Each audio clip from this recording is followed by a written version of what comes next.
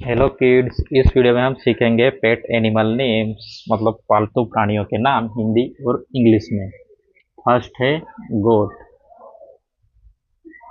Ji O A T, goat. Goat means बकरी।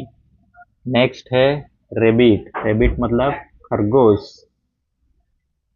Are A B B I T, rabbit. Rabbit means खरगोश। Next है cow. Cow means गाय। C O W, cow means गाय। Next है dog. Dog means कुत्ता।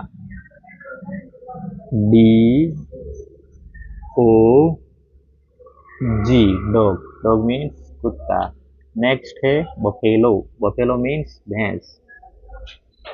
B U F F A L O, buffalo means भैंस।